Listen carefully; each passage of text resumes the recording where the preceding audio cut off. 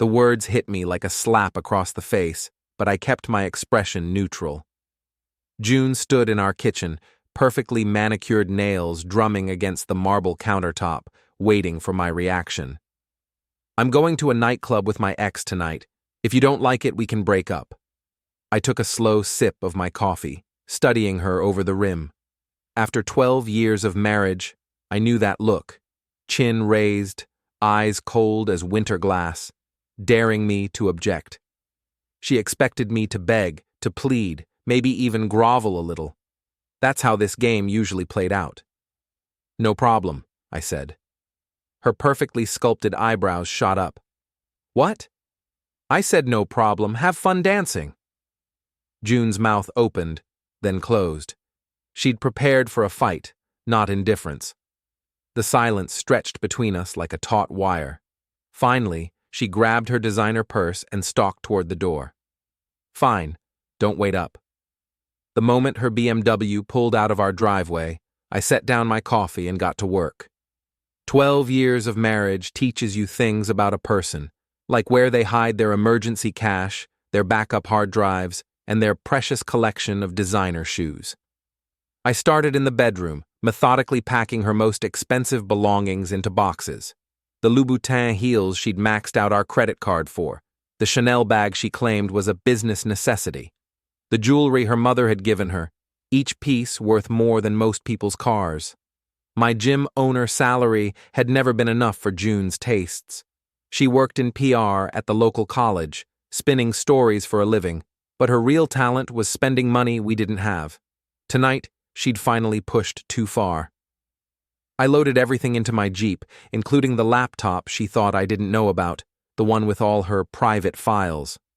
June always underestimated me, assuming that because I lifted weights for a living, I must be stupid. The drive to Pulse Nightclub took 20 minutes through our small New England town.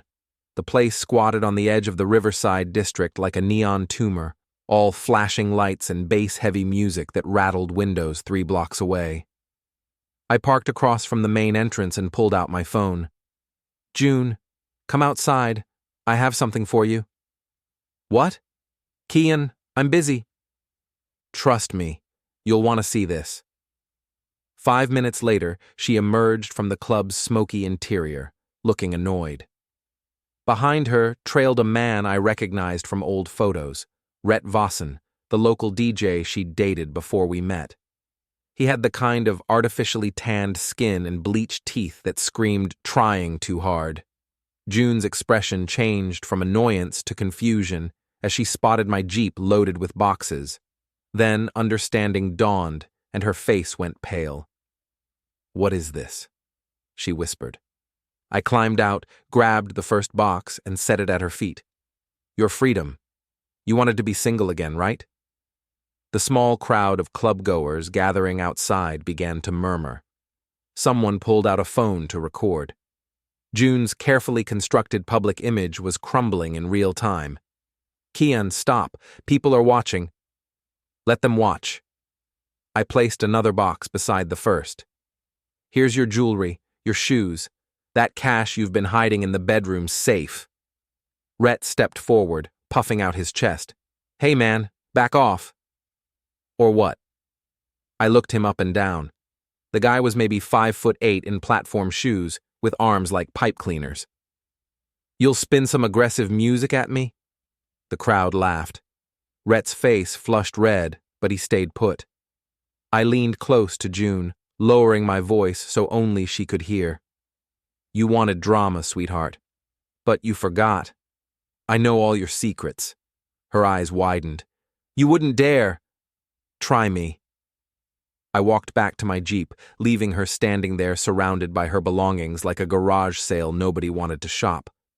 As I drove away, I caught a glimpse in my rearview mirror of club security approaching June, probably responding to the anonymous tip I'd sent about her fake identification and questionable activities. The first domino had fallen, but I was just getting started. Before we dive deeper into this story, I have one small request. Please subscribe, drop a like, comment, and hit that hype button to boost this channel so more people can discover these incredible Reddit stories. The next morning, I opened my gym early and made coffee in the small office behind the weight room. The familiar smell of iron and rubber mats usually calmed me, but today, my mind was racing with possibilities. My phone buzzed with a text from an unexpected source, Orion Vanton, the bartender at Pulse. We'd met a few times at town events, and he'd always seemed like a decent guy, too good for the crowd he served drinks to.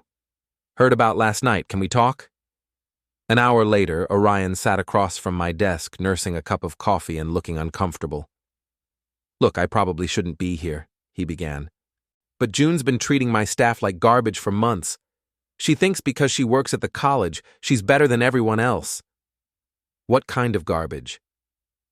Snapping her fingers at the waitresses, demanding free drinks, acting like she owns the place.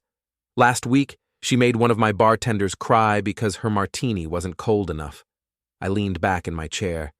That sounds like June. There's more. Orion glanced around, making sure we were alone. She's been using the club's private rooms for meetings during work hours, claims it's for client entertainment, but I've seen her expense reports. She's charging the college for personal parties. Now that was interesting. June had always been creative with her accounting, but stealing from her employer was a new low, even for her. Why are you telling me this? Orion shrugged. Because someone should know what she's really like, and because Rhett's been bragging about how he's going to steal her back and make you look like a fool. Is that right? Guy's got a gambling problem too, owes money all over town. Word is, he thinks June's going to help him pay off his debts. I almost felt sorry for Rhett. Almost. June might be many things, but generous with money wasn't one of them, unless she was spending someone else's. After Orion left, I made a few phone calls. My cousin Liam ran a mechanic shop downtown and owed me a favor from when I'd helped him move last year. My old army buddy Mike worked security at half the clubs in town, including Pulse. By noon, I had a plan. The first step was simple. I called June's boss, Ms. Bentham, and left an anonymous voicemail about suspicious charges on the college's entertainment budget. I didn't make any accusations, just suggested she might want to review recent expenses for irregularities. Step 2 required Liam's help. June had left her spare car key at the house, something she'd probably forgotten in her rush to play the victim last night. Legally, since we were still married, I had every right to the vehicle. Ethically, well, June had thrown ethics out the window when she decided to cheat. You sure about this, cousin? Liam asked, as we loaded June's BMW onto his tow truck. She wanted her freedom. I'm just helping her experience life without safety nets. The car would be repossessed for missed payments I'd stopped making that morning after transferring our joint account funds to a women's shelter downtown. June hated that particular charity, which made the gesture even sweeter. My phone rang as we drove back to Liam's shop. June's name flashed on the screen. Kian, what did you do? My cards aren't working, and someone from HR wants to see me. Sounds like you're having a rough day. This isn't funny. I need my car. I need access to our accounts. Our accounts? I thought you wanted to be single. The line went quiet except for her rapid breathing. You can't do this to me, she finally whispered. Watch me. I hung up and turned off my phone. June always thought she was the smartest person in the room, but she'd made one crucial mistake. She'd underestimated her opponent. By Wednesday, June's carefully constructed world was falling apart like a house of cards in a hurricane. Orion kept me updated through text messages, painting a picture of a woman slowly losing her mind. She'd been suspended from work pending an investigation into her expense account. Her credit cards were frozen, her car was gone, and worst of all, everyone in town was talking about the nightclub incident. I was restocking protein powder when she finally showed up at my gym, looking like she hadn't slept in days. Her usually perfect hair hung limp around her shoulders, and her designer clothes were wrinkled. We need to talk, she said. I'm working. Kian, please. This has gone far enough. I looked up from my inventory sheet. Has it? Because from where I'm standing, you got exactly what you asked for. I didn't ask for this. You asked for freedom. You asked to go dancing with your ex. You got both. June glanced around the empty gym, probably hoping for witnesses to whatever performance she was planning. I made a mistake, okay? I was angry, and I said things I didn't mean. Which things didn't you mean? The part about wanting to break up, or the part about going out with Rhett? Her mouth opened and closed like a fish gasping for air. Both. Neither. I don't know. That's the first honest thing you've said in months. She stepped closer, switching tactics. Baby, we can work this out. We always do. I'll quit seeing Rhett. I'll be more careful with money. June. I set down my clipboard and looked her in the eye. It's over. Has been for a while. You just forced me to admit it. You don't mean that. I mean every word. She stared at me for a long moment, and I saw something shift in her expression. The pleading mask slipped, revealing the cold calculation underneath. You think you're so smart, she said quietly. But I know things about you too. Things that could ruin your little business here. Such as? Such as where you really got the money to buy this place. Such as what really happened during your last deployment. My hands clenched into fists, but I kept my voice level. Careful, June. You're walking on thin ice. Am I? Because I think you're the one who should be careful. Push me too far and I'll make sure everyone in this town knows exactly what kind of man they're dealing with. She turned and walked out, leaving me standing there with my heart pounding. June had always been good at finding people's weak spots and pressing on them, but she'd just made another mistake. She'd shown me her hand too early. I pulled out my phone and scrolled through my contacts until I found the number I needed. My old commanding officer, Colonel Peterson, had retired to Florida but still kept in touch with his former soldiers. Kian, good to hear from you, son. How's civilian life treating you? Can't complain, sir. Listen, I need a favor. Could you send me a copy of my discharge papers and service record? Official copies with all the commendations? Planning to apply for a government job? Something like that. 20 minutes later, my email chimed with scanned documents proving my honorable discharge and exemplary service record. June could threaten all she wanted. The truth was on my side. But I wasn't done yet. If she wanted to play dirty, I'd show her what dirty really looked like. Friday night, I sat in my truck across from Pulse, watching the usual crowd of college kids and wannabe socialites stream through the entrance. June and Rhett were inside somewhere, probably plotting their next move. My phone buzzed with another update from Orion. She's trying to turn people against you, saying you're unstable, that you threatened her. I typed back, let her talk. Actions speak louder. What June didn't know was that Orion had been recording her conversations all week. Her attempts to spread lies about me, her schemes to get back into my house, her plans to clean out what remained of our joint accounts, all of it captured on audio. Liam pulled up beside me in his tow truck, grinning through the passenger window. You ready for this? Born ready. We'd spent the afternoon preparing a surprise for Rhett. His precious sports car, a red Mustang he'd probably bought to compensate for various inadequacies, was parked in the alley behind his apartment building.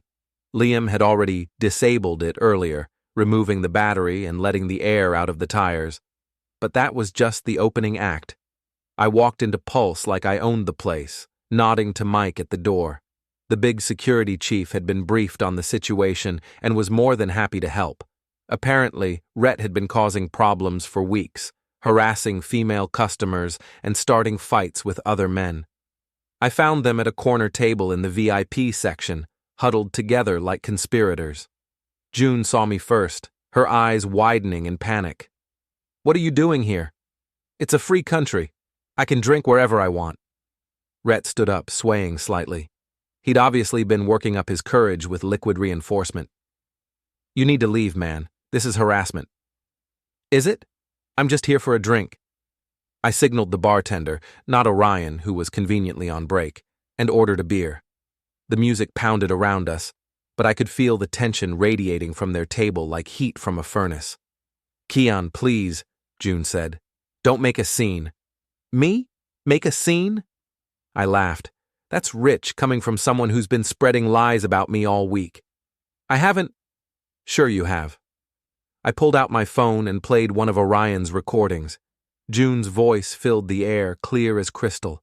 "He's dangerous, unstable. I'm afraid of what he might do." Her face went white. "Where did you get that?"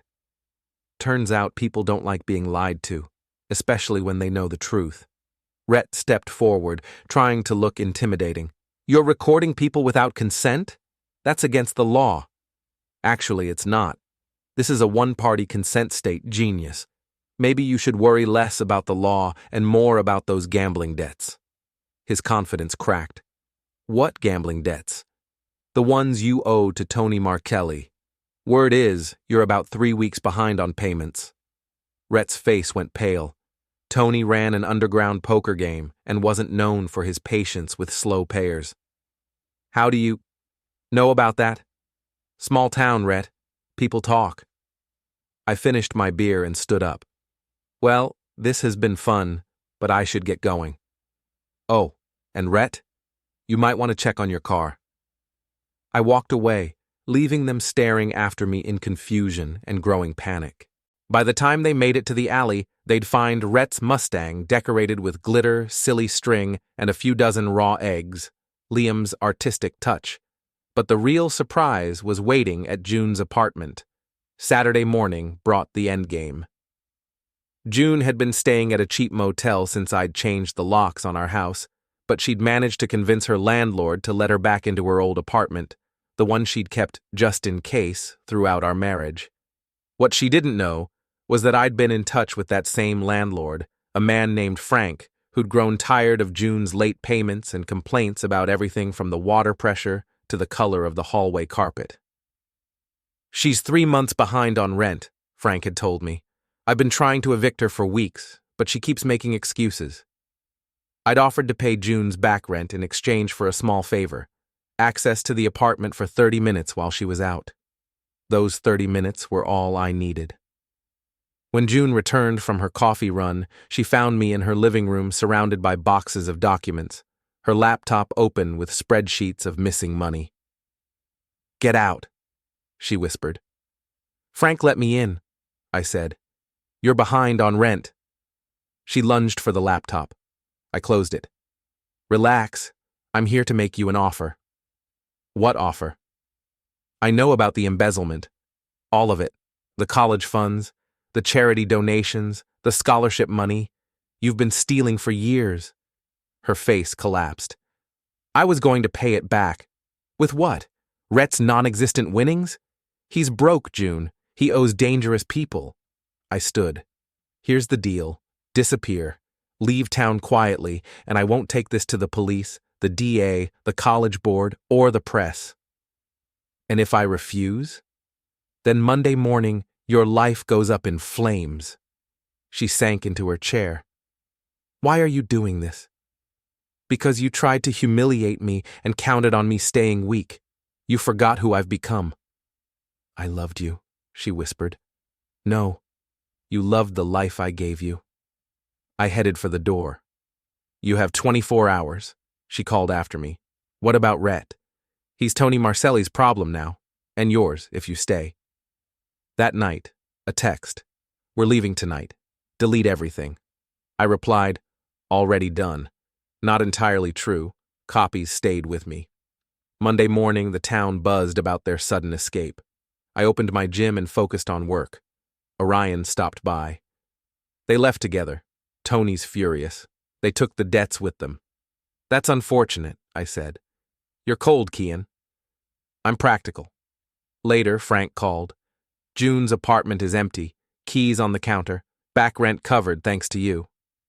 "What was in those boxes you took?" he asked. "Just old memories." I hung up and looked around my gym, my place, built with my own hands. June had tried to ruin me. Instead, she'd cut the last tie to a failed marriage. I turned up the music and got back to work. The dance was over, and I was still standing,